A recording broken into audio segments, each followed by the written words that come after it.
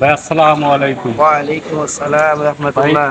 আজান দিছে, চলেন নামাজে যাই। ঠিক আছে ভাই, আপনি যান, আমি পরে যাবো ইনশাআল্লাহ। আসসালামু আলাইকুম। ওয়ালাইকুম আসসালাম রহমতুল্লাহ। ভাই নামাজের তো সময় হয়েছে, চলেন আজকে নামাজে যাই। আসলে ভাই, নামাজে তো যাওয়া দরকার। আমার তো একটু সমস্যা আছে, আপনি যান।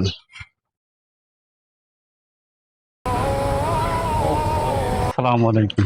ওয়ালাইকুম আসসালাম। হুজুর ভালো আছেন? আলহামদুলিল্লাহ, আপনি কেমন আছেন? জি আলহামদুলিল্লাহ। হুজুর ওই সাইদুল ভাই রে কয়দিন ধরে নামাজের দাওয়াত দিই, কিন্তু সে নামাজে আসে না। চলেন দুইজনে একসাথে দাওয়াত দিই। তাই তো, কার কি সমস্যা? তাহলে তো অবশ্যই দাওয়াত দেওয়া দরকার। চলেন। কোথায়? ওই যে সামনে। আচ্ছা, ঠিক আছে, চলেন।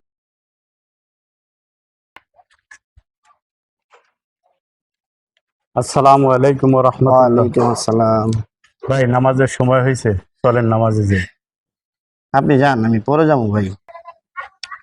ভাই, আমি শুনলাম ইমাম ভাই বলতেছে আপনি কয়েকদিন থেকে নামাজে যান না, শুধু ঘুরান, নামাজের দাওয়াত দিয়ে শুধু ঘুরান। তো মুসলমান হিসেবে তো নামাজে যাওয়া উচিত। আসলে হুজুর, সত্যি কথা কি, আমি মুসলমান হিসেবে আমার মন চায় নামাজে যেতে, কিন্তু আমার যে সমস্যাটা, আজকে আপনাদের সঙ্গে আমি কিছু লুকাবো না। আমি যে নামাজ পড়বো, নামাজের কোনো নিয়ম, সূরা কেরাত কিচ্ছু জানি না। আমি কিভাবে নামাজ পড়বো, এই জন্যই নামাজে যাই না। ইমাম ভাইকে তো সরাসরি বলতে পারি না যে আপনি যা, আমি নামাজে যাব না, উনি মনে কষ্ট পাবে। এই জন্য আমি এই কথা ওই কথা বলে ওনাকে আমি কাটাই দিই। ভাই, এটা কোনো কথা হইলো? মানুষ অনেক কিছুই জানে না এবং চেনে না। ভাই, মানুষ দুনিয়া পাওয়ার জন্য সবকিছুই খুঁজে নেয়। এই যে দেখেন কত বড় বড় বিল্ডিং, এগুলো তো মানুষই তৈরি করছে।